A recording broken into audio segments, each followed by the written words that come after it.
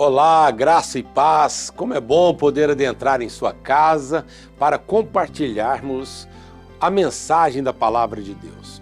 Você crê que o Evangelho da graça de Deus, pode transformar a vida de uma pessoa? Ele é mesmo poderoso, esse Evangelho?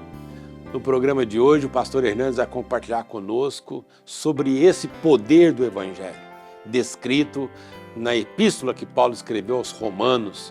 Não é isso mesmo, pastor Hernandes? Exatamente, pastor. O poder do Evangelho. O poder do Evangelho. É maravilhoso a gente saber que Deus transforma a vida da gente e usa a mensagem, a boa nova do Evangelho. Exatamente. É por isso que nós existimos, para fazer Jesus conhecido, né, pastor? Exatamente. Quantas pessoas ouvindo a palavra de Deus, nesses mais de 40 anos de ministério que Deus te deu, falando sobre a graça de Deus, o Evangelho, quantas pessoas já foram transformadas pelo poder do Evangelho. Louvado seja Deus. Glória a Deus por isso. Vamos continuar. Prazer, pastor. Pois bem, eu quero então tratar com você sobre este assunto, o poder do Evangelho, quando Paulo escreve em Romanos 1,16 assim: porque eu não me envergonho do Evangelho, porque ele é o poder de Deus para a salvação de todo aquele que crê, primeiro do judeu e depois do grego. O poder do Evangelho se demonstrou na própria vida de Paulo. Ele era um zeloso fariseu, um mestre da lei, um rabino, de cultura enciclopédica, mas tornou-se também o maior perseguidor do cristianismo. Ele entrava nas casas e arrastava homens e mulheres para encerrá-los na prisão. Ele entrava nas sinagogas e açoitava os cristãos, afligia-os, forçando-os a blasfemar. Ele dava o seu voto quando matava os cristãos. Ele era uma fera selvagem.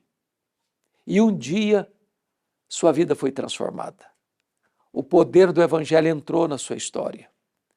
E ele foi convertido a Cristo. E ele se transformou, foi transformado no maior pastor, no maior teólogo, no maior missionário, no maior plantador de igrejas da história do cristianismo.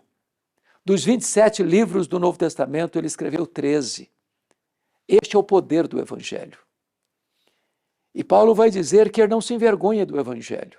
Há muitas pessoas que são a vergonha do Evangelho.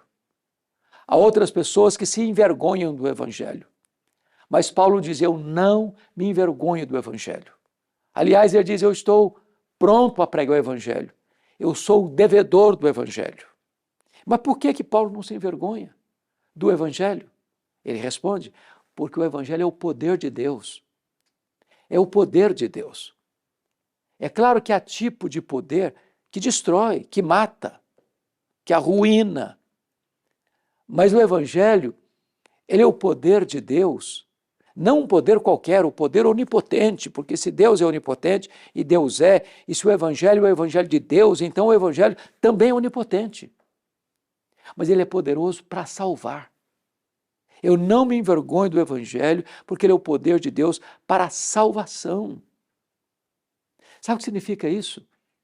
Significa que você não pode salvar a você mesmo. Significa que você não pode ser salvo pelos seus méritos, pelas suas obras, pelos seus predicados morais, pela sua religiosidade. Significa que nenhuma igreja, nenhuma instituição humana pode salvar você. Significa que nenhum ritual sagrado, o batismo, ou a circuncisão, ou qualquer coisa que você porventura venha fazer ou oferecer, é suficiente para salvar você. O instrumento de Deus para salvar sua vida é o Evangelho. Ele é o poder de Deus para a salvação. Não há salvação fora do Evangelho de Jesus Cristo. Mas quem é salvo? O Evangelho é o poder de Deus para a salvação de todo aquele que crê e não do incrédulo. Há aqui uma limitação, não no Evangelho. Mas o Evangelho não é o poder de Deus para a salvação daquele que não crê, daquele que permanece na incredulidade, daquele que rechaça a graça, daquele que fecha a porta do coração ao convite amoroso da graça. Não. O Evangelho é o poder de Deus para a salvação de todo aquele que crê e só daquele que crê. É por isso que a salvação é pela graça mediante a fé. É necessário que você creia em Jesus Cristo, o Filho de Deus. E Jesus disse, em verdade vos digo, quem crê em mim tem a vida eterna, tem a salvação. Que maravilha isso, porque às vezes o homem pensa que para ele entrar no céu, ele tem que se esforçar, ele tem que fazer por onde, ele tem que construir o caminho de volta para Deus com as suas próprias mãos. Mas não é isso que a Bíblia ensina. O que a Bíblia ensina é que a salvação não é uma construção do homem, não é uma obra humana, não é um caminho que o homem abre da terra para o céu. A salvação foi planejada por Deus, é executada por Deus, é consumada por Deus, é uma oferta gratuita da graça de Deus que você recebe pela fé. Eu não me envergonho do Evangelho, porque ele é o poder de Deus para a salvação de todo aquele que crê. Se você crê que Jesus é o Filho de Deus, se você crê que Jesus foi à cruz, morrendo pelos seus pecados, se você crê que Deus amou você de tal maneira que ele deu o seu Filho unigênito para que você, crendo nele, não pereça, mas tenha a vida eterna, agora, nesse momento, você pode ser salvo, ser alcançado pela graça, ser regenerado pelo Espírito Santo, ser selado pelo Espírito Santo da promessa, ter a garantia de que seu nome está escrito no livro da vida e você vai fazer então parte da família de Deus, ser uma ovelha do rebanho de Cristo e desfrutar da comunhão com Ele e ter alegria e segurança da sua vida eterna. O Evangelho apresenta Jesus e Jesus é o Salvador. Jesus é o único caminho para Deus. Jesus é a única porta de acesso para o céu. Jesus é o único mediador entre você e Deus. Não há nenhum outro nome dado entre os homens pelo qual importa que sejamos salvos, a não ser o nome de Jesus. Se agora você recorrer a Jesus, se agora você se arrepender de seus pecados e crer no Senhor Jesus, você vai ser salvo. Não importa o seu passado, não importa como você viveu até hoje. Deus não leva em conta os tempos da ignorância, mas agora Ele requer a você e a todos que se arrependam, que você creia no Senhor Jesus. E então você recebe a salvação, a vida eterna, a dádiva suprema, que nenhum ouro da terra pode comprar, que nenhum mérito humano pode adquirir, mas é oferecida a você, gratuitamente. E você se apropria desse presente maravilhoso, a vida eterna, a salvação, pela fé em Cristo Jesus. Eu vou orar com você. Onde você está? Ore comigo. Deus, eu te agradeço pelo privilégio de ser portador do Evangelho, desta boa nova de salvação.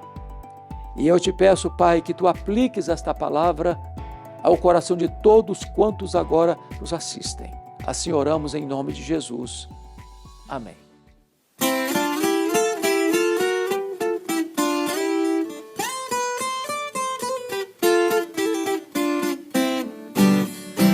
Já ouvi uma história emocionante de um boiadeiro errante que levava sua boiada, de um estudante que estava tão distante e pediu ao caminheiro para avisar sua mãe amada.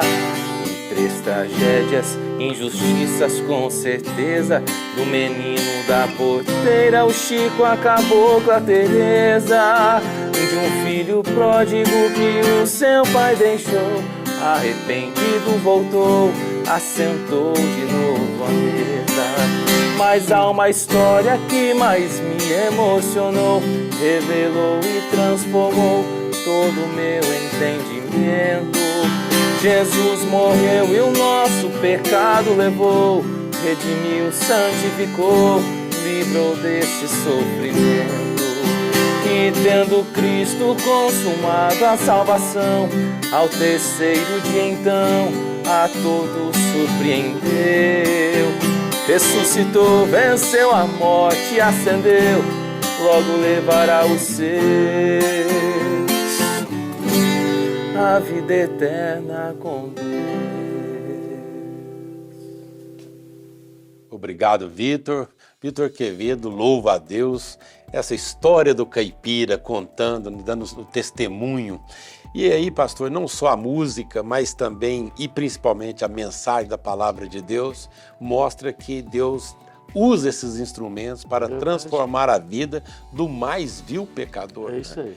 O apóstolo Paulo, ao dizer que o evangelho é o poder de Deus e dar o seu testemunho, faz com que nós nos sintamos animados para pregar o evangelho, porque é possível, uma missão vitoriosa, né? Chega na vida de uma pessoa, a pessoa abre o coração para receber essa mensagem, o Espírito Santo de Deus começa a trabalhar na vida dessa pessoa, é maravilhoso, né? Com certeza. Então você que ouviu essa mensagem, abra sim o seu coração, se você deseja conhecer mais, quer que nós o ajudemos na sua vida cristã, entre em contato conosco, né? Nós estamos aqui na 6ª Igreja Presbiteriana de Uberlândia, venha nos visitar, pega o nosso contato, vamos juntos aprender mais e mais de Deus, porque o Evangelho é o poder de Deus para transformar a nossa vida.